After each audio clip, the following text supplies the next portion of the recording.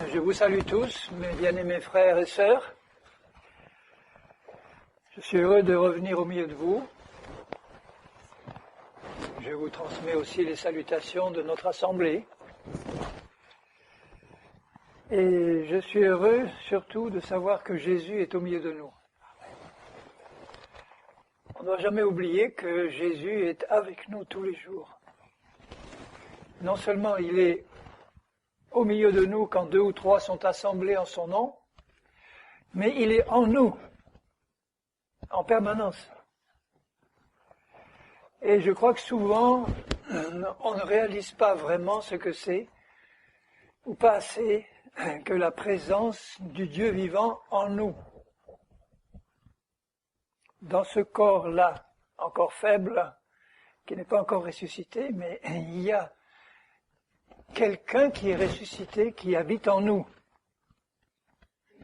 C'est Jésus. Et partout où est Jésus, nous devons nous attendre à ce qu'il se manifeste. Le Seigneur Jésus ne veut pas rester caché. Il veut se manifester par l'action de son Saint-Esprit. Et pour qu'il puisse se manifester, il faut qu'il ait en face de lui des hommes et des femmes qui s'attendent à ce qu'il se manifeste. Vous êtes d'accord?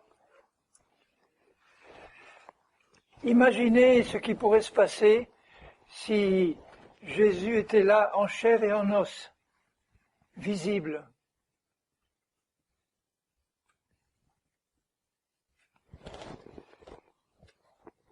Moi, j'imagine très bien. On serait tous à genoux, là, pour l'adorer, et on aurait le cœur et le corps ouverts pour recevoir tout ce qu'il veut nous donner, dans son amour. Il n'a pas donné sa vie pour lui-même, il l'a donné pour nous. Et en mourant et en ressuscitant, il a accompli une œuvre puissante qu'il veut faire passer dans nos vies. Il nous a donné un héritage formidable. Quel est cet héritage? Une vie nouvelle, un plein pardon, un cœur lavé de tout péché par son sang précieux. Déjà ça, c'est extraordinaire. De pouvoir nous présenter devant Dieu avec sa justice, qui vient non pas de la loi, mais de la foi.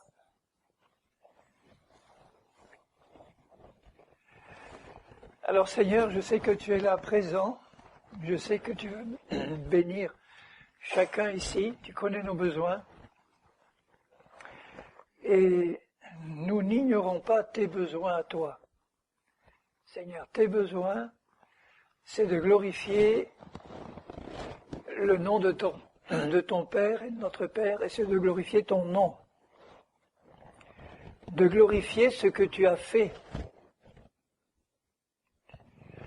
Le Seigneur ne veut pas que la moindre partie de son œuvre reste de côté. Il a accompli des choses tellement grandes, il veut qu'elles viennent dans nos vies. Il veut qu'elles nous pénètrent. Il veut qu'elles nous transforment. Il veut qu'elles nous guérissent. Il veut qu'elles nous délivrent. On va parler beaucoup de la vie de résurrection pendant ces quelques jours. Mais je crois vraiment que la vie de résurrection, pour nous chrétiens, c'est ou ça devrait être une vie de réveil spirituel permanent. Vous êtes d'accord? Une vie de réveil spirituel. La résurrection, la vraie résurrection, c'est un réveil de la mort. Il était mort, il est ressuscité. La mort n'a plus de pouvoir sur lui. Et en lui, nous aussi nous sommes morts et ressuscités. La mort n'a plus de pouvoir sur nous, non plus.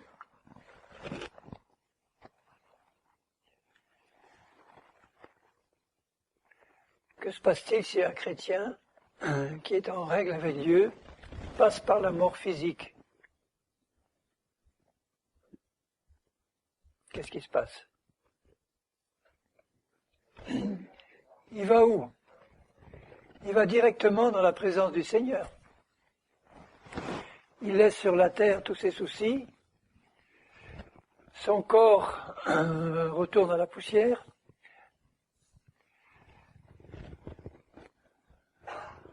il n'emmène là-haut aucun des travers charnels qu'il pouvait encore avoir sur la terre. Il entre dans le ciel, dans la perfection de la justice de Dieu, qu'il avait déjà dans sa nouvelle nature sur la terre. Amen. Ça veut dire que dès notre nouvelle naissance, nous passons par une mort et une résurrection. J'aurai l'occasion de bien revenir là-dessus, parce que c'est vraiment important qu'on le réalise. Une nouvelle naissance, c'est une mort et une résurrection. Notre esprit passe par la mort et la résurrection quand nous naissons de nouveau en Christ. Nous sommes une nouvelle création. Toutes choses anciennes sont passées. Toutes choses sont devenues nouvelles en Christ, dans notre esprit. Et cette vie de résurrection qui est déjà en nous dès notre nouvelle naissance, le Seigneur veut qu'elle se répande dans tout notre être, dans nos pensées, dans nos sentiments, dans notre caractère, dans notre corps, dans notre vie, dans tous ces détails. Il faut que ce soit une vie de résurrection. Tout ce qui nous vient du passé, le Seigneur veut le remplacer par sa vie à lui. Bon, il y a encore quelques petits détails qui restent à régler jusqu'au retour du Seigneur, c'est-à-dire que ce corps-là, le Seigneur veut le renouveler, le guérir, mais il va passer par la mort physique si Jésus ne revient pas avant. Mais je crois vraiment que, même là, le Seigneur veut fortifier, vivifier ce corps pour qu'il soit un instrument entre ses mains jusqu'au dernier moment.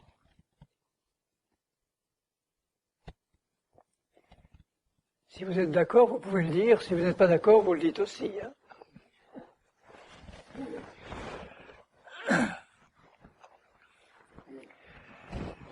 Mais je crois que vous êtes d'accord. Amen. Alors, je vais vous lire un premier passage dans l'Épître aux Éphésiens.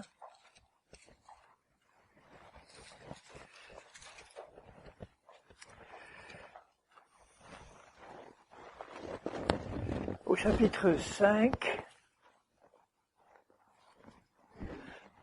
au verset 8, Éphésiens 5, 8,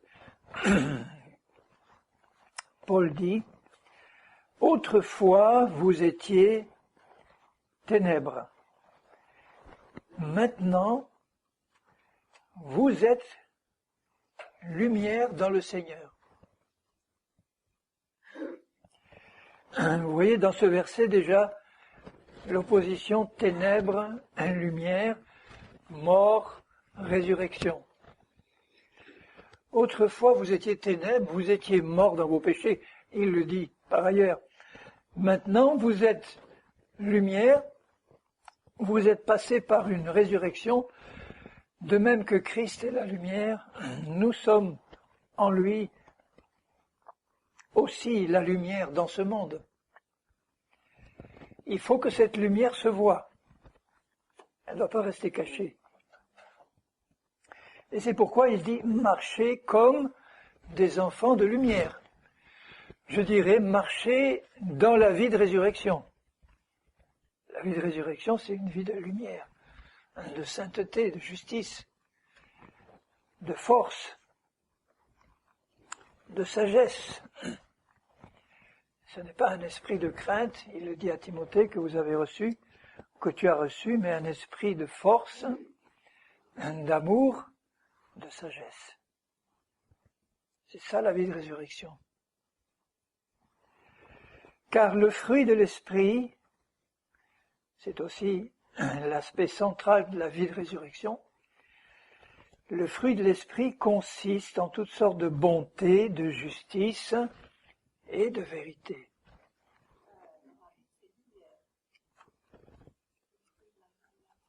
Le fruit de la lumière. Je crois que dans le grec, c'est le fruit de l'esprit, mais c'est pareil dans le fond, puisque l'esprit, c'est la lumière aussi. Le fruit de l'esprit, c'est le fruit de la lumière, c'est le fruit de la vérité, c'est le fruit du Saint-Esprit, c'est le fruit de Jésus. Examinez ce qui est agréable au Seigneur et ne prenez point part aux œuvres infructueuses des ténèbres. Qu'il n'y ait plus rien de l'ancienne vie avant votre résurrection qui se manifeste maintenant dans votre vie pratique, dans votre comportement. La vie de résurrection, c'est la vie de Jésus ressuscité. Et la vie de ressuscité, ce n'est pas quelque chose qui a quoi que ce soit de commun avec la vie que nous avions avant, quand nous étions des pécheurs, ou avec la vie qu'on pourrait avoir maintenant si nous sommes charnels, ou dans la mesure où nous sommes charnels, nous ne vivons pas la vie de résurrection. La chair, c'est le contraire de l'esprit. La chair, c'est le péché. La chair, c'est tout ce qui est avant la résurrection. Comment est-ce possible qu'on puisse vivre en même temps une vie charnelle et une vie de résurrection? Pas possible. C'est l'un ou l'autre. Il faut que la vie charnelle diminue et disparaisse et que la vie de résurrection augmente et prenne toute la place.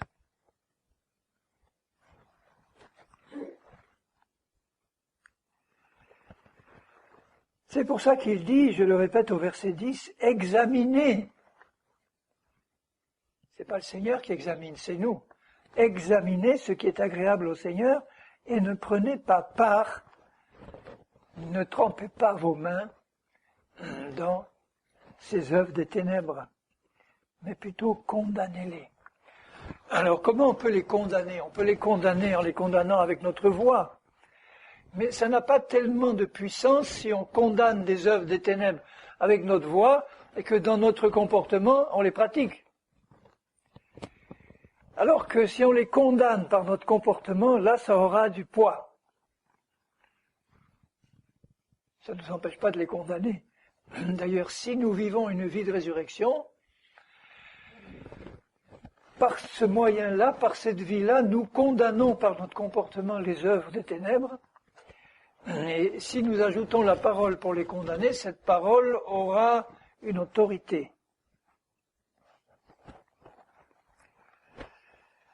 Car il est honteux de dire ce qu'ils font en secret, mais tout ce qui est condamné est manifesté par la lumière.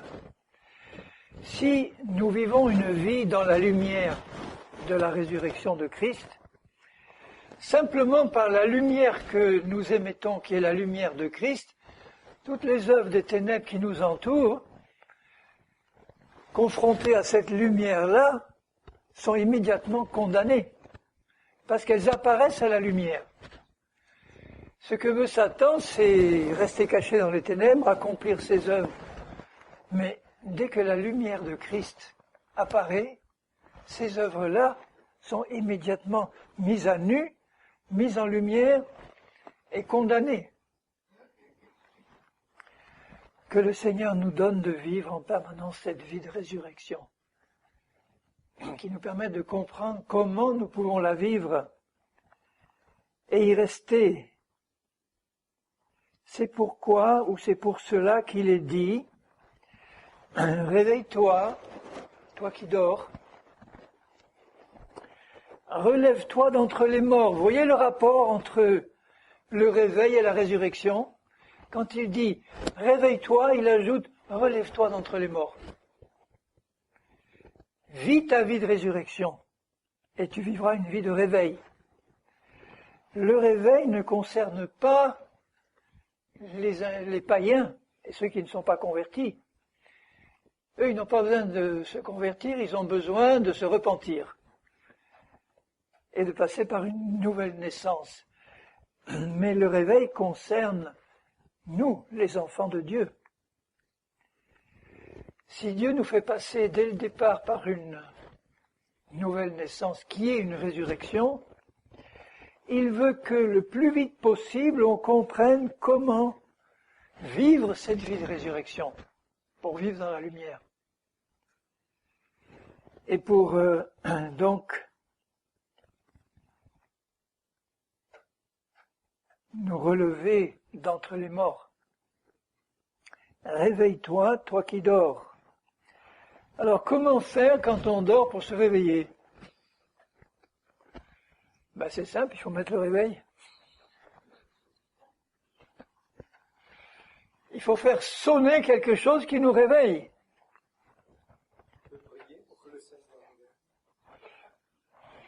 Ah, oui, alors mon frère il dit on peut prier que le Seigneur nous réveille.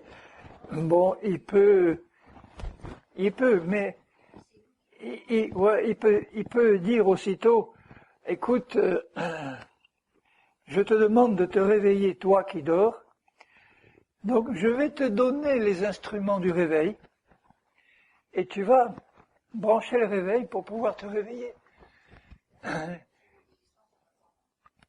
C'est l'obéissance, c'est tous les moyens de réveil. Qu'est-ce qu'ils sont? Les moyens de réveil, c'est les moyens d'édification que Dieu nous donne dans sa parole pour nous tenir réveillés.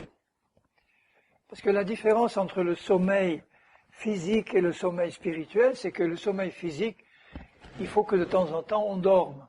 Tandis que spirituellement, non, jamais on doit dormir. Jamais.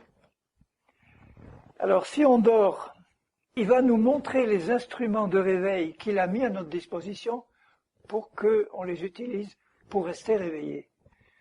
C'est-à-dire la méditation de sa parole, c'est-à-dire la communion fraternelle, mais une communion qui édifie. Il y a des chrétiens que je fuis, sauf si le Seigneur me demande de les poursuivre pour les aider ou pour leur faire du bien. Mais si je veux chercher à être édifié, je sais à qui je vais m'adresser. Je sais qui je vais contacter. Des chrétiens réveillés qui vont m'aider à garder le réveil et que je vais aussi aider à garder le réveil. On va s'édifier mutuellement pour nous tenir éveillés.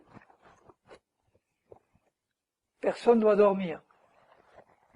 Il y a la fraction du pain, qui est un instrument très puissant de réveil, puisqu'il est dit que nous devons prendre le pain dignement et que nous devons nous examiner nous-mêmes. C'est une excellente occasion de nous examiner, examiner ce qui est agréable au Seigneur en prenant cette coupe. Il faudrait qu'on la prenne aussi souvent qu'il est possible. Je connais des églises où ils prennent la coupe et ils partagent le pain une fois par an,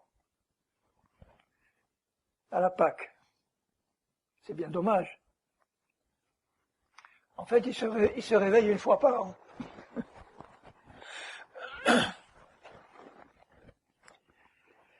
Et les prières individuelles, prières collectives, prières dans votre langue maternelle, prières en langue, c'est un instrument très puissant de réveil. Donc tous ces instruments-là sont comme des réveils que Dieu met à notre disposition pour qu'on les fasse sonner, qu'on les utilise pour rester dans le réveil. Si on commence à s'endormir, rien de tel qu'une bonne séance de prière, qu'une bonne méditation de la parole, que d'aller visiter des chrétiens bouillants. On se fortifie ainsi et on repart, on le sent fortifié. On sent qu'on a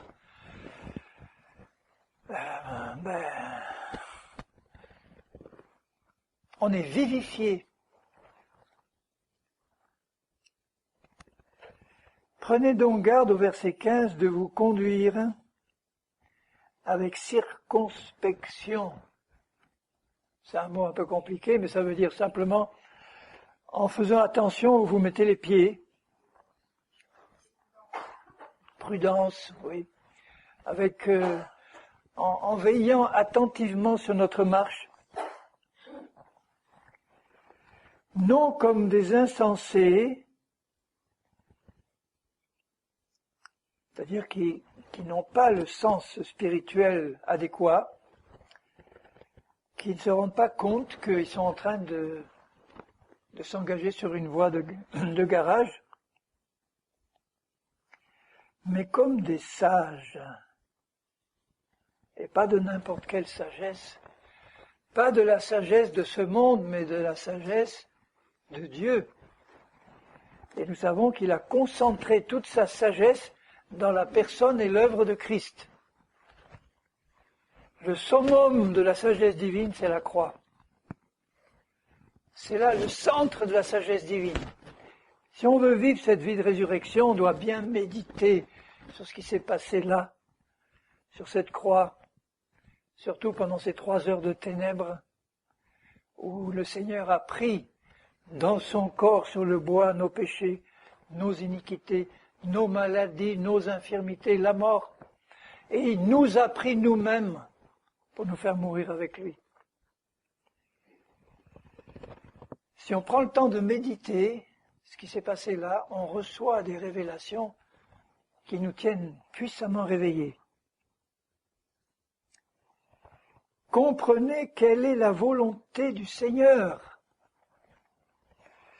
Dans Romains 12, il dit, le même Paul, « Soyez transformés par le renouvellement de l'intelligence, afin que vous compreniez quelle est la volonté du Seigneur. » Quand il dit là, « Comprenez quelle est la volonté du Seigneur », si notre tête, c'est-à-dire nos pensées, nos raisonnements, ne sont pas renouvelés par la parole de Dieu, nous n'allons pas comprendre quelle est la volonté de Dieu et on aura du mal, beaucoup de mal à mener une vie de résurrection. Le problème du Seigneur avec nous, il n'est pas dans notre esprit, il est dans notre tête. Quand je dis la tête, c'est les pensées, les raisonnements, les conceptions qu'on peut avoir, les idées qu'on peut entretenir, les préjugés, les raisonnements. Tout ça, ça a besoin d'être renouvelé par la parole pour que notre entendement soit clarifié, purifié, et qu'on puisse connaître la pensée de Dieu, la volonté de Dieu. Quand on la connaît, qu'on la reçoit dans un cœur ouvert, parce que ça ne doit pas rester dans la tête, ça doit aller là, dans le cœur. D'ailleurs, dès que nous attachons la foi à une parole de Dieu, elle descend automatiquement dans le cœur. Quelquefois, j'ai des frères et sœurs qui me disent « Mais j'ai beaucoup de mal, je comprends, mais j'ai beaucoup de mal à le faire descendre dans mon cœur. » Alors moi, je traduis tout de suite, je lui dis « Tu te rends pas compte de ce que tu dis, parce que, en fait, tu es en train de dire que tu ne crois pas à ce que tu as compris, parce que dès que tu as cru, dès que tu crois, ça descend automatiquement dans le cœur, sans effort. On a besoin de l'intelligence pour comprendre, et dès que tu as compris, tu crois, et là ça passe dans le cœur. Tout de suite. C'est la même chose pour les mensonges. Si j'écoute une fausse doctrine, si j'écoute un raisonnement humain, une sagesse humaine qui m'est prêchée, et que je la prends pour la sagesse de Dieu, j'écoute un mensonge qui m'est présenté comme une vérité, je le crois, ça descend dans le cœur. Et du coup, dans le trésor de mon cœur, il y a des bonnes et des mauvaises choses, comme dit Jésus. Si tu puises dans ton cœur des mauvaises choses, tu vas puiser des mensonges auxquels tu as cru, et tu auras un comportement qui va correspondre à ces mensonges-là. C'est pas la vie de résurrection, ça. Si j'élimine de mon cœur les mensonges et que je le remplis de la vérité de la parole, là j'aurai un bon trésor dans lequel je peux puiser. C'est-à-dire que mon comportement, mes paroles vont être en accord avec cette vérité à laquelle j'ai cru, et je vais glorifier Dieu.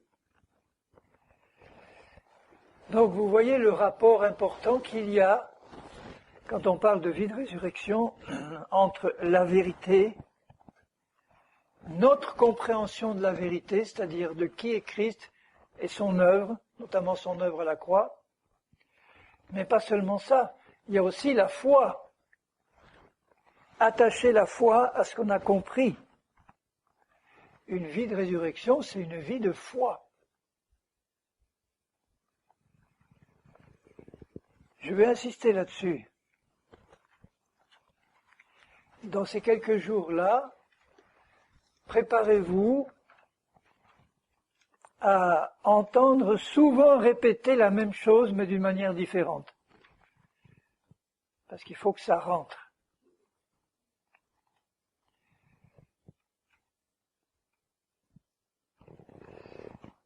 Que tout est une question de foi avec Jésus. Je ne peux pas vivre une vie de résurrection sans la foi. Parce que Christ a accompli des choses extraordinaires pour nous, surnaturelles, fantastiques, formidables. Et il désire tellement nous les voir vivre. Et il sait que pour cela, on a besoin de foi. Et je ne crois pas que la foi soit quelque chose de compliqué. C'est nous qui compliquons. Mais la foi, c'est pas quelque chose de compliqué. Rappelez-vous, quand vous avez entendu vraiment pour la première fois le message de l'Évangile, et que vous l'avez compris et que vous avez donné votre vie au Seigneur. Pour certains, ça fait déjà quelque temps. Il y en a qui ont fait ce processus de conversion d'une manière qui n'était pas brutale. Ils ne se rappellent pas exactement à quel jour, quel moment. Je me rappelle le jour, l'heure, presque la minute où je suis passé par ma nouvelle naissance.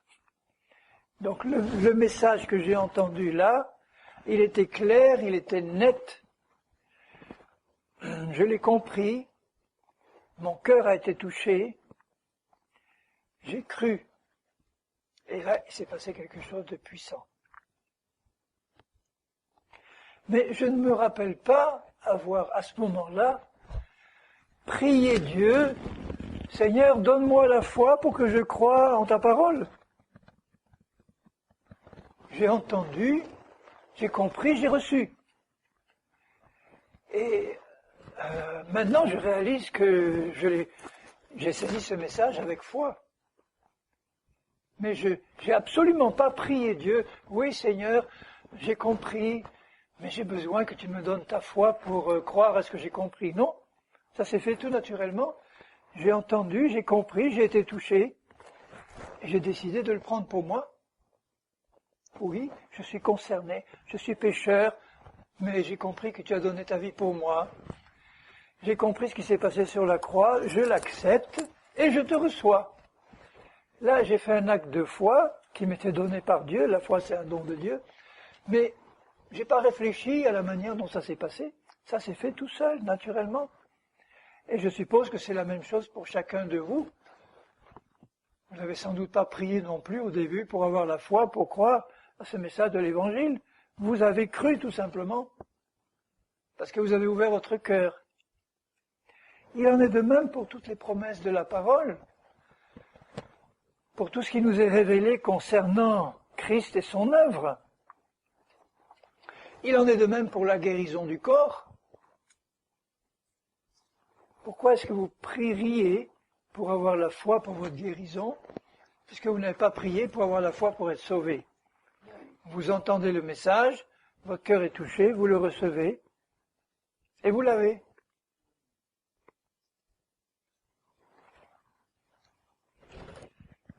Ça a l'air simple, hein? C'est simple.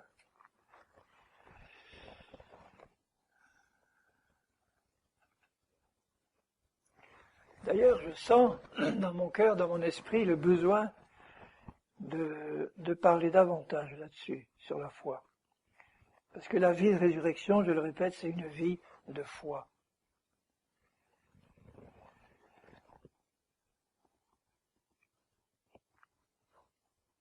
Je finis ce petit paragraphe à partir du verset 18 d'Éphésiens 5, où il dit « Ne vous enivrez pas de vin, c'est de la débauche, soyez au contraire remplis de l'esprit. » La vie de résurrection ou la vie de réveil, c'est être rempli du Saint-Esprit et toujours plus rempli.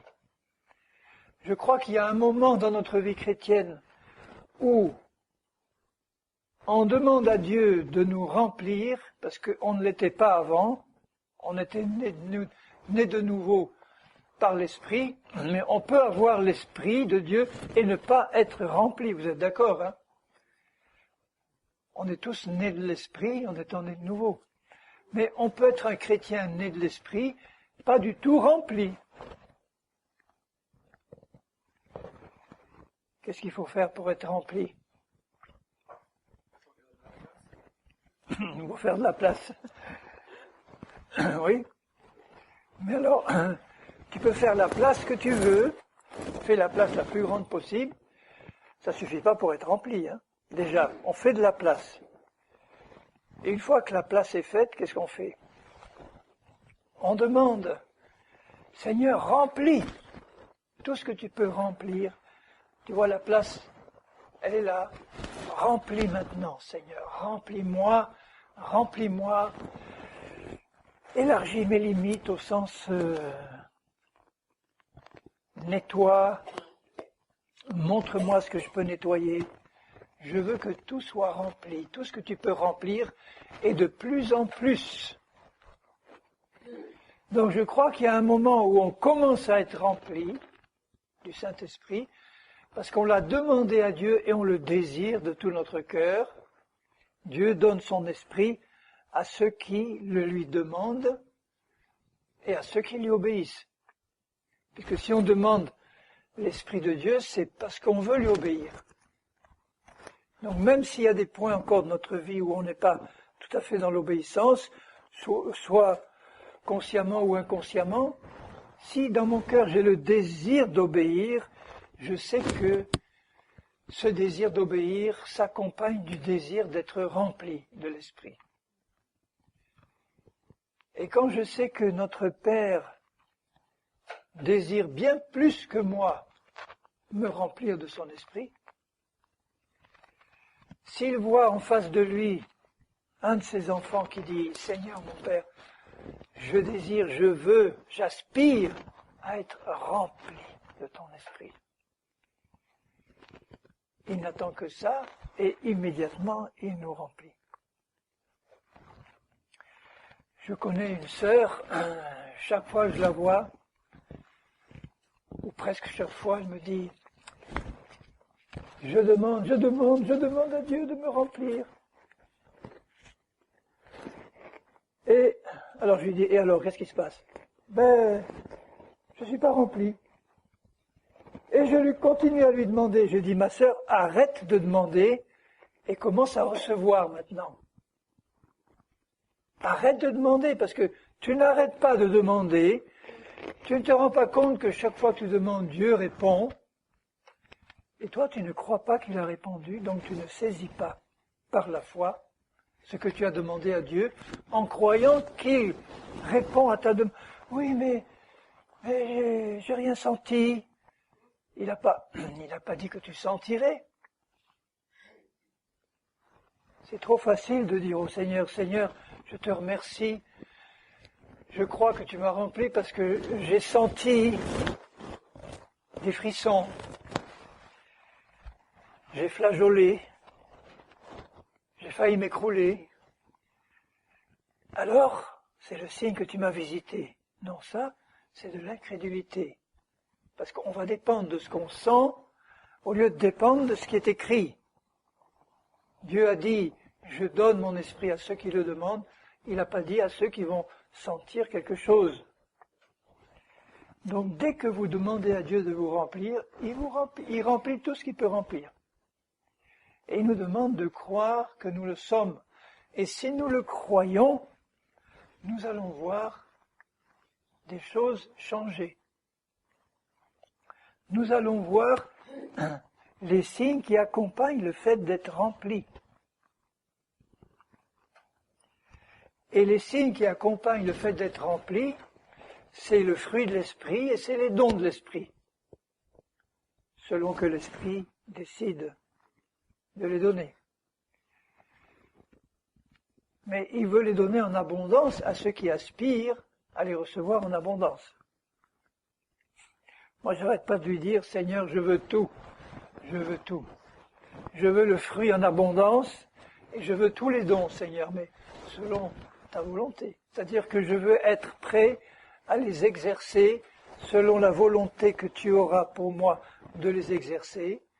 Et je ne veux pas limiter mon aspiration à un don ou deux. J'aspire à tous. Comme ça, si Dieu le décide, il va pouvoir me donner une parole de connaissance. Tandis que si je lui disais, Seigneur, moi je ne veux que le don de prophétie, parce que c'est le plus important d'après Paul, donc je ne veux que celui-là. Le jour où Dieu voudra me donner une parole de connaissance, je passerai à côté parce que je n'aspire pas à l'exercer. Et on a besoin de ces dons pour l'édification de l'Église. On a besoin avant tout du fruit de l'Esprit qui est le caractère de Jésus. Soyez au contraire remplis de l'Esprit. Entretenez-vous. Entretenez-vous. Vous voyez, l'idée, c'est ça, c'est rester réveillé. Entretenez-vous dans la vie de résurrection par des psaumes, des hymnes, des cantiques spirituels, chantant, célébrant de tout votre cœur les louanges du Seigneur. C'est un instrument puissant de réveil. Rendez continuellement grâce. Là aussi, pour faire ça, il faut être réveillé. Le chrétien qui n'est pas réveillé, rendez continuellement grâce pour toutes choses à Dieu le Père. Le chrétien qui n'est pas réveillé, il rouspète, il se plaint, il murmure. Le chrétien réveillé rend continuellement grâce, mais attention, je ne vais pas rendre grâce pour les œuvres des ténèbres. Je vais rendre grâce pour ce que Dieu fait dans toutes les circonstances de ma vie, même dans les attaques de Satan, parce que toute chose concourt au bien de ceux qui aiment Dieu. Mais je ne vais pas remercier le Seigneur parce que, je ne sais pas moi, il se passe quelque chose qui est manifestement une œuvre de Satan dans la vie d'un chrétien, ou dans la mienne. Je ne vais pas dire merci Seigneur. Non, je vais dire merci Seigneur parce que dans cette situation, je sais que toi, tu vas intervenir pour glorifier ton nom et tu vas intervenir pour glorifier l'œuvre de Jésus. Si une maladie me touche, je ne vais pas dire Seigneur, je te remercie parce que tu m'as rendu malade, parce que tu avais un plan là derrière. Non, il va utiliser ça pour m'apprendre quelque chose, mais je vais lui rendre grâce parce que Jésus s'est chargé de mes maladies à la croix et que par son esprit, il veut m'en libérer. Ça, c'est la bonne manière de rendre continuellement grâce à Dieu pour toutes choses. Au nom de notre Seigneur Jésus-Christ, vous soumettant les uns aux autres dans la crainte de Dieu. Une vie de résurrection ou une vie de réveil, c'est une vie qui est dans la crainte de Dieu.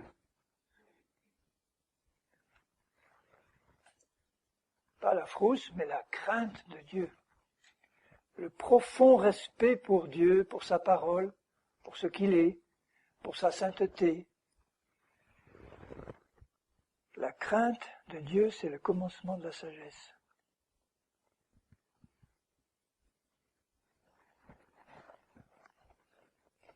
Je crois que la pire séduction qui puisse exister, la pire, c'est de ne parler que de l'amour de Dieu, sans jamais parler de ses jugements.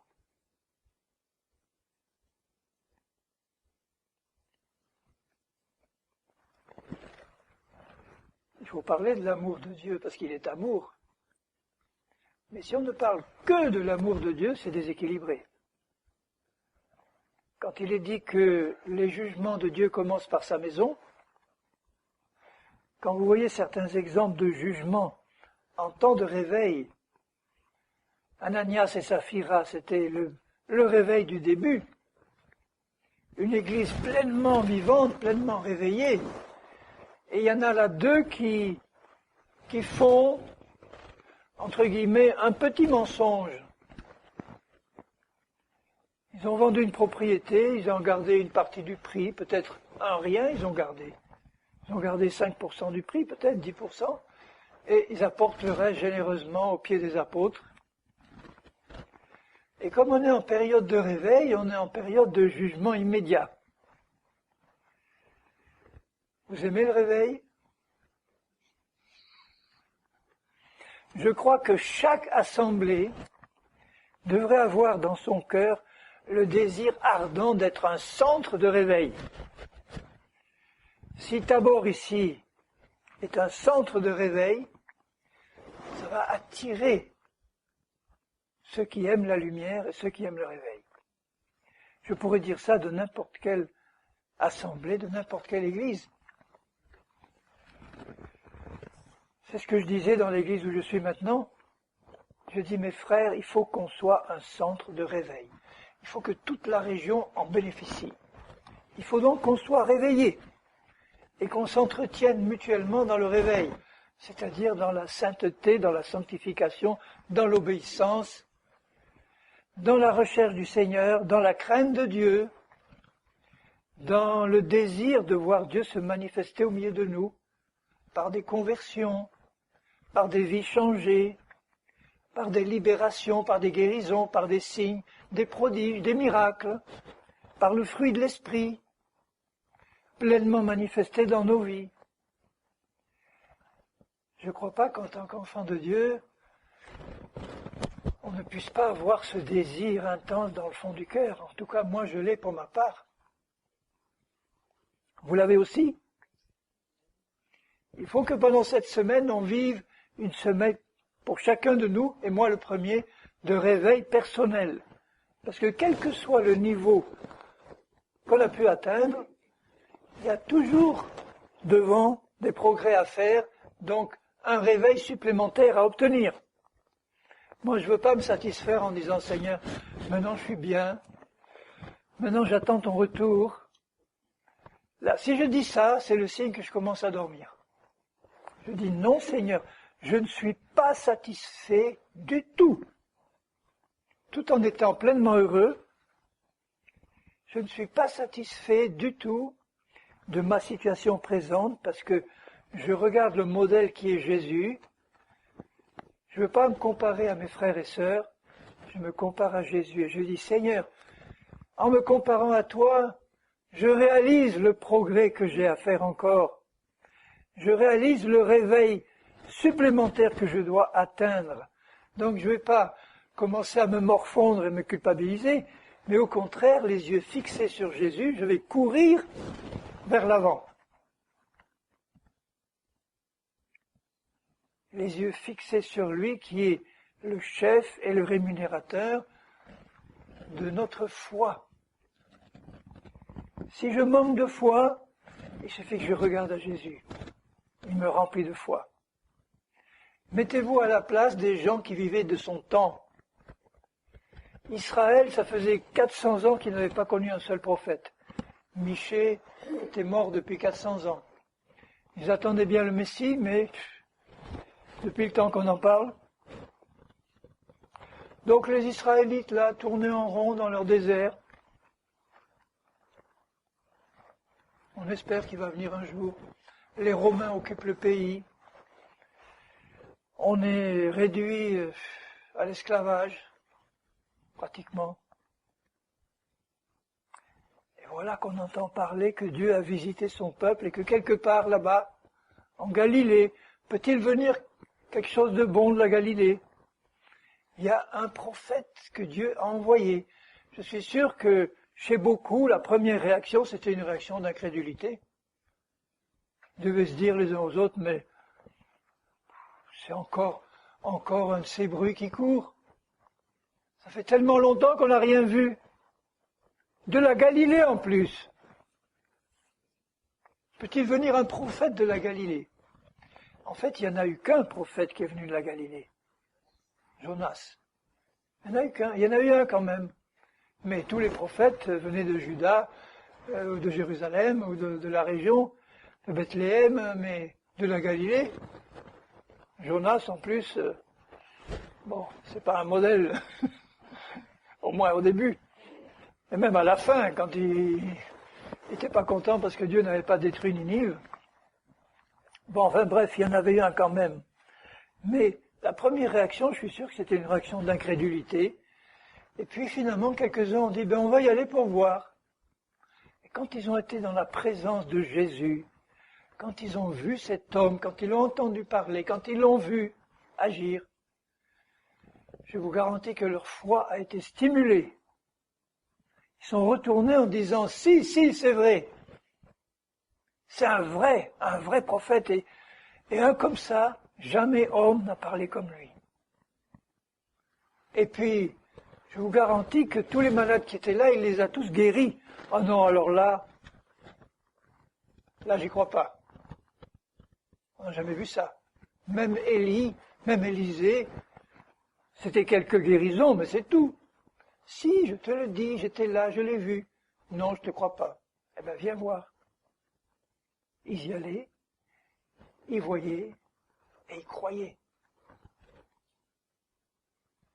C'est pour ça que quand on garde nos yeux et nos cœurs fixés sur Jésus, sur ce qu'il est, sur ce qu'il a fait, notre foi fait des bons. Et elle doit faire des bons. Seigneur, mon Père, je veux vraiment te bénir pour ta présence au milieu de nous. Seigneur Jésus, pour ta présence, pour la présence de l'Esprit Saint. Nous voulons ensemble te bénir pour ta précieuse parole, parce que c'est elle qui donne la foi. C'est elle, Seigneur, qui nous corrige.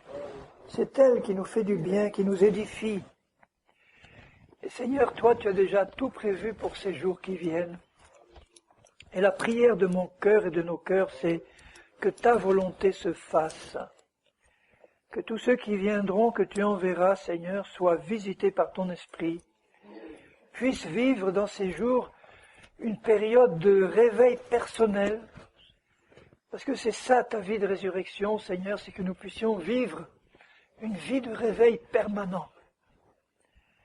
Alors dans ton amour et ta grâce, je te prie que tu bénisses tous ceux qui sont là ici, mais tous ceux qui vont venir aussi, et que tu prépares et tu ouvres nos cœurs, tu illumines les yeux de nos cœurs, Seigneur, pour que nous puissions te voir, te comprendre, te connaître d'une manière nouvelle.